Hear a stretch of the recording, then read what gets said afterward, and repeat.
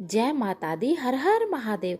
कार्तिक का महीना प्रारंभ हो चुका है। इस माह को बहुत ही पवित्र माना गया है। इस माह में भगवान विष्णु अपनी योग निद्रा से जाग जाते हैं और तब सभी तरह के मांगलिक कार्य प्रारंभ हो जाते हैं। इसी कार्तिक मास में दीपावली महापर्व आता है। पुराणों में कार्तिक मास की महिमा का वर्णन मिलता है। इस माह में दीपदान, स्नान, विष्णु पूजा और तुलसी पूजा के साथ ही पौराणिक कथा सुनने का भी बहुत खास, बहुत ही फलदायी माना जाता है।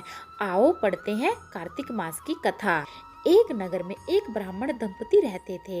वे दोनों प्रतिदिन 7 कोसों दूर गंगा और यमुना नदी में स्नान करने जाते थे। इतनी दूर आने जाने से ब्राह्मण की पत्नी थक जाती थी। एक दिन उसने अपने पति से कहा कि हमारा एक पुत्र होता तो कितना अच्छा होता।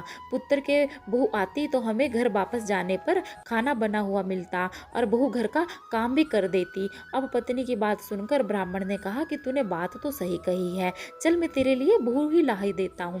ब्राह्मण ने कहा कि एक पोटली में आटा डालकर कुछ मोहरे रख दे। ब्राह्मण के कहे अनुसार उसने पोटली बांधकर दे दी। पोटली लेकर ब्राह्मण चला गया। ब्राह्मण सफर के दौरान यमुना के किनारे बहुत ही सुंदर लड़कियां दिखाई दी। वे रेत पर घर बनाकर खेल रही थी। उनमें से एक लड़की ने कहा कि मैं अपना घर नहीं बिगाड़ूंगी, मुझे तो रहने के लिए एक घर चाहिए।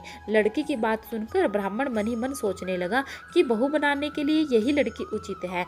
जब वह लड़की जाने लगी तो ब्राह्मण भी उसके पीछे पीछे उसके घर तक चला गया। वहां जाकर ब्राह्मण ने उसकी लड़की से कहा कि बेटी, कार्तिक मास चल रहा है, इसलिए मैं किसी के घर खाना नहीं खाता।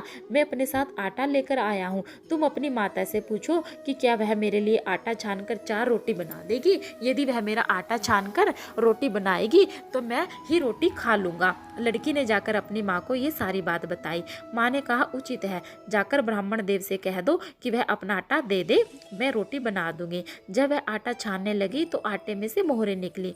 वह सोचने लगी कि जिसके आटे में इतनी मोहरे है उसके घर में कितनी मोहरे होंगी। जब ब्राह्मण खाना खाने बैठा तो लड़की की माँ ने उस ब्राह्मण से पूछा, क्या आपको कोई लड़का है और क्या आप उस लड़के की सगाई करना जा रहे हो। यह सुनकर ब्राह्मण ने कहा कि मेरा लड़का तो काशी में पढ़ने गया हुआ है, लेकिन यदि तुम कहो तो खांड कटोरे से विवाह करके तेरी बेटी को अपने साथ ले जाऊं। लड़की की माँ ने कहा ठीक है। ब्राह्मण देव इस पर लड़की की माँ को राजी कर लेता है और लड़की खांड कटोरे से शादी करके ब्राह्मण के साथ भेज दिया जाता है। ब्राह्मण घर आकर कहा, रामू की माँ दरवाजा खोलकर देख, मैं तेरे लिए बहू लेकर आया हूँ। ब्राह्मण की पत्नी भीतर से ही बोली, हमारे तो कोई बेटा बेटी नहीं है, तो बहू कहाँ से आई। दुनिया ताने मारती थी, अब आप भी मारने लगे। ब्राह्मण ने कहा, तू दरवाजा खोलकर तो देख। जब ब्राह्मणी ने दरवाजा खोला तो सामने बहू खड़ी देखा। उसने बहू का स्वागत किया और आदर सत्कार से अंदर ले गई। अब जब ब्राह्मण अपनी पत्नी के साथ नदी स्नान करने जाता तो पीछे से भूखे घर का सारा काम करके खाना बनाकर रखती थी।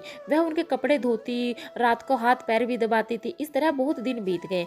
ब्राह्मणी ने अपनी बहू से कहा कि बहू, कभी भी चूल्हे की आग मत बुझने देना और मटके का पानी खत्म मत होने देना। परंतु एक दिन चूल्हे की आग बुझ गई। यह देखकर बहू घबरा गई और भागी भागी अपनी पड़ोसन के पास गई और कहा कि मेरे चूल्हे की आग बुझ गई है, मुझे थोड़ी सी आग चाहिए। मेरे सास ससुर सुबह 5 बजे से गए हुए हैं, वह थके हुए आएंगे, इसलिए मुझे उनके लिए खाना बनाना है। यह सुनकर पड़ोसन ने कहा कि तू तो बावली है, तुझे ये दोनों मिलकर पागल बना रहे हैं। इनके कोई पुत्र नहीं है, ये निसंतान है। बहू ने कहा, नहीं नहीं, ऐसा मत बोलो, इनका बेटा तो बनारस काशी में पढ़ने गया हुआ है। इस पर पड़ोसन ने कहा कि यह तुझे झूठ बोलकर लाए हैं, मेरी बात सच मान, इनके कोई बेटा नहीं है। अब बहू पड़ोसन की बातों में आ गई और कहने लगी कि अब आप ही बताओ मैं क्या करूं।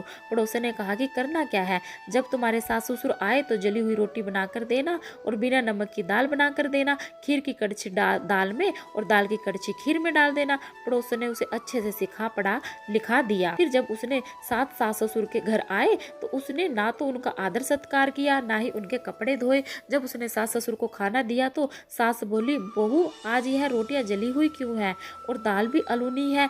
तब बहू ने पलट कर कहा कि एक दिन ऐसा खाना खा लोगे तो कुछ बिगड़ नहीं जाएगा तुम्हारा। सास ससुर को खरी खोटी सुनाकर वह फिर से पड़ोसन के पास गई और बोला कि अब आगे क्या करना है। पड़ोसन ने कहा कि अब तुम 7 कोठों की चाबी मांग लेना। अगले दिन जब भी स्नान करने के लिए जाने लगे तब बहू अड़ गई कि मुझे तो 7 कोठों की चाबी चाहिए। तब ससुर ने कहा, इसे चाबी दे दो। तब सास ने बहू को चाबी दे दी। सास ससुर के जाने के बाद जब बहू ने दरवाजे खोले तो देखा किसी में अन्न भरा है, किसी में धन भरा है, किसी कोठे में बर्तन पड़े हैं। जब उसने सबसे ऊपर का 7वां कोठा खोला तो देखा शिवजी, पार्वती माता, गणेश जी, लक्ष्मी माता जी, पिपल, पथवारी, कार्तिक के ठाकुर, राय, दामोदर, तुलसी जी का बिड़बा, गंगा, यमुना और 33 कोटि देवता विराजमान है। वहीं पर एक लड़का चंदन की चौकी पर बैठा माला जप रहा है।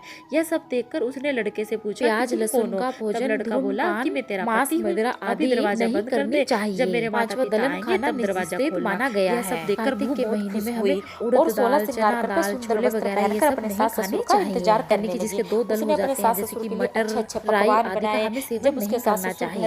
कुछ भक्तजन तो सरसों का तेल भी प्रयोग में नहीं लेकर आते हैं। बैंगन, मूली आदि ये सब नहीं खाई जाती कार्तिक के महीने में। हो सके तो देसी घी का ही आप सेवन करें। कार्तिक के महीने का व्रत रखने वाले को संयम रखना चाहिए, तपस्वियों के सम्मानी उन्हें व्यवहार करना चाहिए, उन्हें कम बोलना चाहिए, उन्हें पूजा पाठ में ही लीन रहना चाहिए, किसी की चुगली निंदा नहीं करनी चाहिए, कम से कम बोलना चाहिए, उन्हें उस समय मौन भी रहना चाहिए, सिर्फ भगवान भजन कीर्तन करना चाहिए, छल कपट बुराई आदि नहीं करनी चाहिए, वाणी पे अपनी संयम रखना चाहिए, अपने मन पर भी संयम रखना चाहिए, ब्रह्मचर्य का पालन बहुत ही जरूरी है करना। तो आई होप आप लोगों को ये वीडियो पसंद आए, विराजमान है। वही चौकी पर बैठा एक लड़का माला जप रहा है। माँ ने उसे देखकर कहा कि बेटा तू कौन है? लड़का बोला माँ मैं तेरा बेटा हूँ। तब ब्राह्मण ने पूछा कि तू कहाँ से आया है? लड़के ने जवाब दिया कि मुझे कार्तिकेय देव ने भेजा है। माँ ने कहा बेटा ये संसार कैसे मानेगा कि तू मेरा बेटा है? माँ ने कुछ विद्वान पंडितों से मदद मांगी। पंडितों ने कहा इस पार बहू बेटा खड़े हो जाए और इस पार माँ खड़ी हो जाए। माँ ने चमड़े की अंगिया पहनी हुई है और छाती में से दूध की धार निकलकर बेटे की दाढ़ी मूछ पर भीगे पवन पानी से गठजोड़ा बंधे, तब मानेंगे कि यह इस माँ का ही बेटा है। ऐसा ही किया, चमड़े की अंगिया फट गई, छाती में से दूध की धार निकल, बेटे की दाढ़ी मूछ भीग गई, पवन पानी से बहू बेटे की गठजोड़ा बंध गया। यह सब देखकर ब्राह्मण और उसकी पत्नी खुशी का ठिकाना ना रहा। यह तो थी कार्तिक मास की कथा। हे कार्तिकेय, ठाकुर जैसे ब्राह्मण और ब्राह्मणी की बहू बेटा दिया है वैसे सबको देना। कार्तिक मास की कथा कहने सुनने हुंकार भरने वाले सब पर कृपा करना। हे कार्तिकेय, मेरे ऊपर हमारे परिवार के ऊपर भी आप कृपा करना। ये थी कथा। अगर कथा कैसी लगी है आपको लाइक जरूर करें, चैनल को सब्सक्राइब करें, कथा को आगे से आगे शेयर करें।